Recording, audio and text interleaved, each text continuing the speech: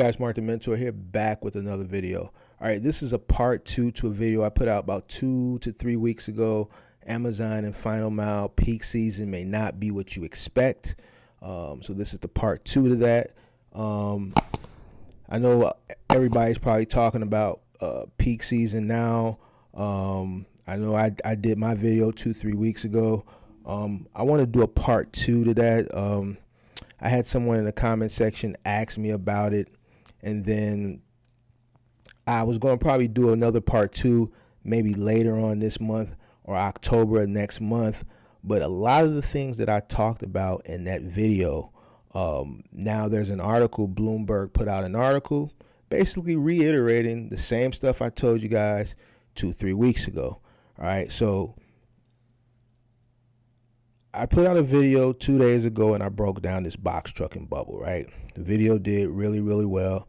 I appreciate people taking the time to watch the full 38 minutes of it to get a full understanding of what has happened, what occurred, and then the effect that it left, which is what a lot of people are going through now.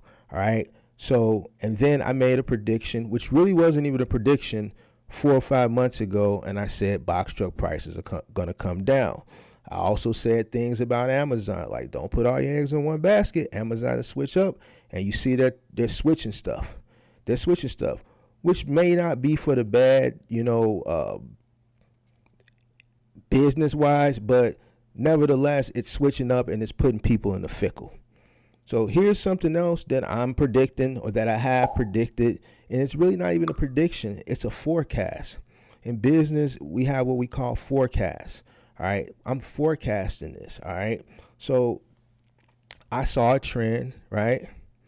And I'm forecasting what I think the results are going to be of that trend. Like for everybody that got into the game last year, and hit that peak season last year, I said in part 1, those rates were not normal. Don't expect that. But I'm sure people out there are preparing people and prepping people and hyping people up for this upcoming peak season. Like they're going to see those rates. Look, my friend, I'm here to tell you, you're not going to see those rates that you saw last year. All right.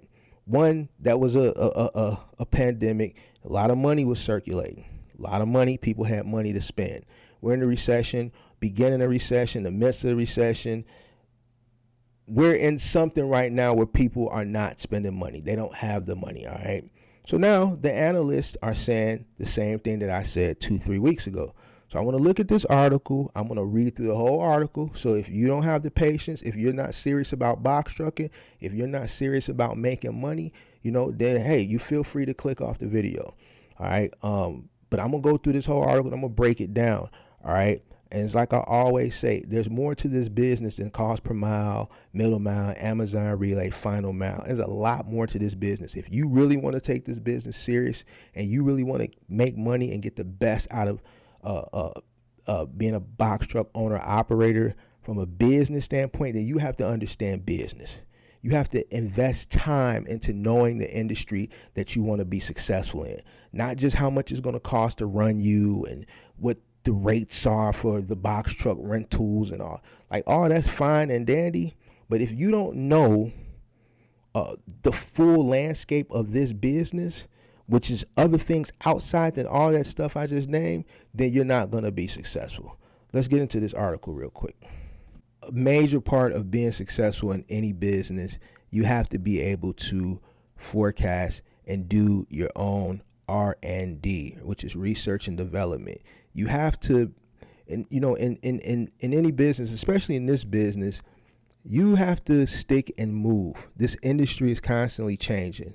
All right. So you can't just sit there and think things are going to continue to operate the same as the last year and how things have been going.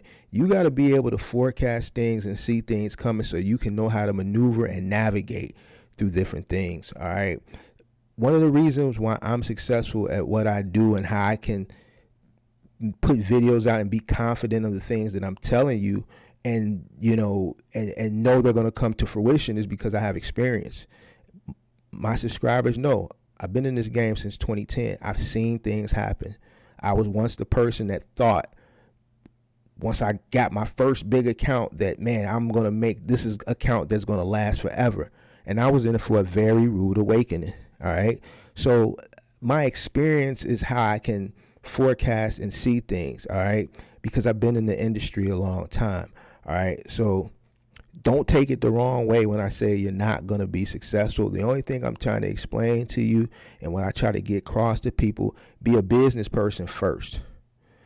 Be a business person first, which means learn business, educate yourself on different aspects of business. And then when you enter into a business like trucking, you'll be able to maneuver and navigate. That cost per mile, rate per mile, rental, a lot of people wouldn't be in these rentals if they understood and knew business. A person will be able to say, you know what, this is what the average rates are going for, and this rental is this much. I don't think I'm going to come out ahead, so maybe I just need to revisit this at another time. All right. I'm not going to tell nobody to jump into no expensive rental or go pay $85,000 for no truck. All right. You got to understand business. When you understand business, you'll be able to look at it. Look, you know what? We're in a bubble. All right. We're dealing with inflation. All right. And these prices are going to eventually come down. You'll know that. Let's get into this article. So basically, you see this article was written September 9th, all right, which was 2 days ago. My video came out 2-3 weeks ago. Amazon sellers see scary holiday season as consumers pull back. For the first time in U.S., online sales growth will be in single digits. Merchants fear they'll be forced to cut prices to goose sales. All right. Sorry for my animation, but, you know, I have to make this entertaining somewhat. Amazon.com sellers are bracing for a bleak holiday season as inflation-bitten customers curb their spending. Many merchants who sell more than half of the goods on Amazon web store fear they'll be forced to cut prices to move a mountain of unsold inventory. It's an abrupt change for the previous 2 years when sellers scrambled to get enough products into Amazon warehouses to meet pandemic-fueled demand, even as chronic shortages let them jack up prices. This year, U.S. online sales will rise just 9.4 to 1 trillion.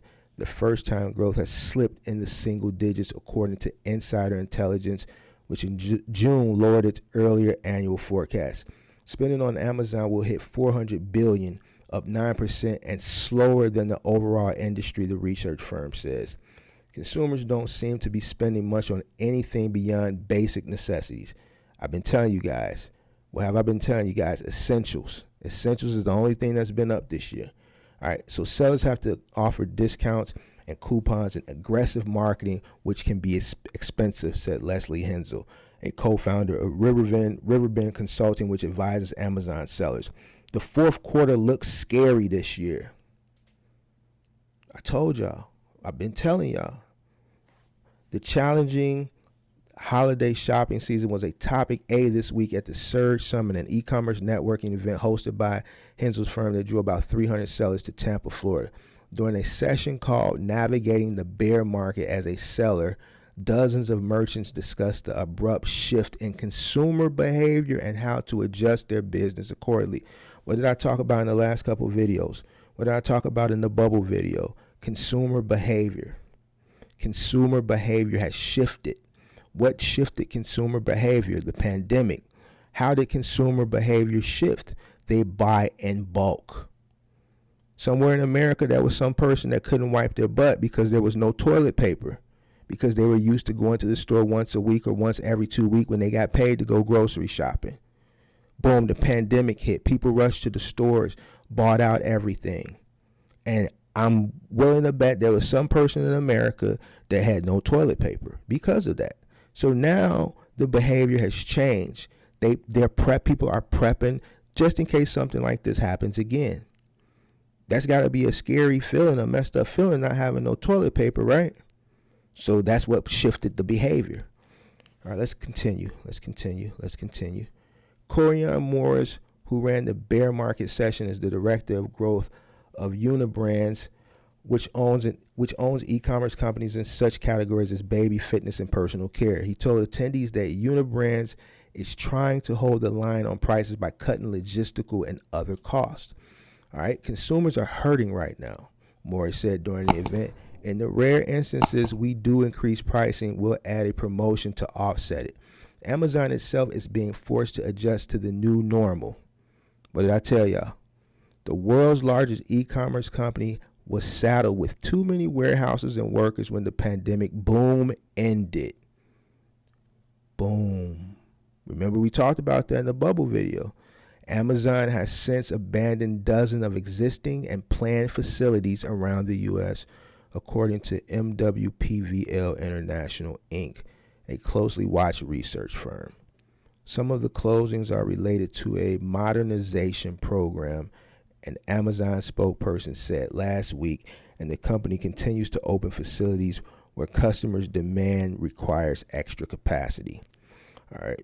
Responding to merchants' concerns about a lackluster holiday shopping season, an Amazon spokesperson said sellers using the company's logistics services typically pay less than other methods.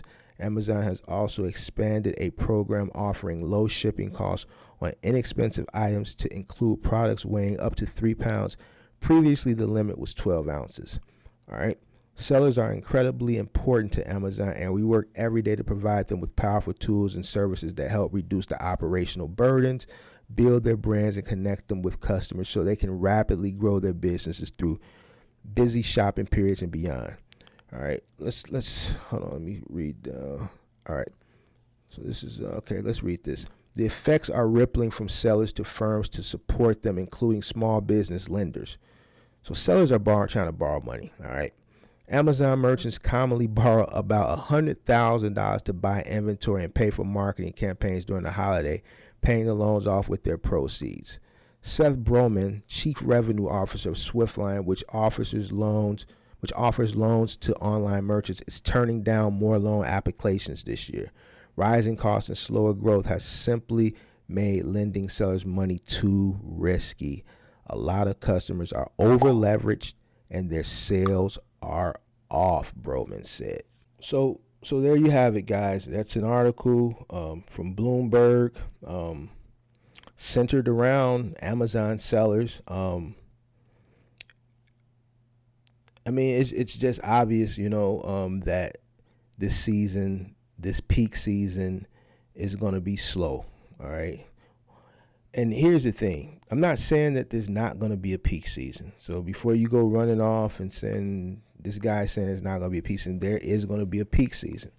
Not everyone is struggling. Not everyone is broke. All right. Not everyone is on a budget right now. There are people that are going to shop. There are people that's going to break the bank. There's some people that's going to dip into their savings. There's some people that's going to do some things that they shouldn't do to make sure that their kids have a good holiday season. So yes, the volume is going to go up somewhat. But if you're looking to make what you made last year, you're not going to make that. You're not going to make that. So what I'm telling you is, and hold on, before I go into that, you're not going to make that because the volume is not going to be there. All right. The reason why rates can go up or went up is because there was so much volume. So they had to give incentives for people to work more, work harder, and new people to come in to push that freight. All right. If volume isn't there, they're not going to give that too much of an incentive. As that freight goes out, people start snatching those loads. That freight goes out, they're not going to have to give those incentives. There's not going to be that much volume because people don't have the money that they had last year. All right. So, yes, there's going to be a peak season. It may be a normal peak season. It may be a little less than normal, but it's not going to be nowhere near what it was last year. All right. You guys have to understand business. And I'm going to start really preaching that. All right. Who controls this industry? Who do you really think controls this industry? Just sit back and just think about it. Who do you think controls the industry? Really? Is it the logistics companies? Is it the manufacturers, the shippers? Is it the retailers? All of those are wrong. The consumer controls this industry. The consumer. You know why? Because when the consumer patterns change, the industry changes. When the consumers buy more, there's more freight, there's more trucks that need to be on the road, more drivers, more trailers, it's more everything. More dock workers. When freight goes down, when customers stop buying, volume goes down, there's less loads, rates are low, there's people ain't getting laid off, people can't find loads because there's not a lot of loads aren't plentiful. And that's another thing. The saturation of the box truck market is going to be another thing that's going to affect this peak season. A lot more people are into it. See, last year the volume was up. Volume exceeded the amount of people that were in the industry to run those loads, run that freight, which drove rates up. There's more people into the industry this year, and there's people looking to get in just to come out ahead on this peak season. But the volume is not going to be what it was last year. All right. So what I tell people that are in the industry that are looking forward to this peak season, you can set your expectations high, but if you don't meet those expectations from last year, I'm telling you, do not be upset. All right. For people that are looking to enter into the space right now to make money for this peak season, I would exercise a lot of caution. Because your overhead, the cost to get into this industry right now, the overhead just to get in for this peak season may exceed your earning potential. It may exceed your earning potential. Excuse me. So I would really, really exercise some caution. When consumer buying patterns change, the industry, the trucking industry, logistic industry changes with it. It has to change to meet the demands of the consumer. It has to. All right. So I think in closing, I'm going to say this again. You have to understand business. You have to look at the full scope of the industry you're in. You have to start forecasting things. You have to do your own R&D, which is research and development. People looking about peak season, can't wait to peak season. Mentally, I'm in 2023 somewhere. I'm not thinking about peak season. We thought about peak season in June. It's just another day in the office. It is what it is. You know, it is what it is. We don't get riled up for 6 weeks. I don't base my business strategy on 6 weeks. All right. It's a whole nother 10 and a half months that I have to plan for. We don't just, forecast and look forward for just those 6 weeks.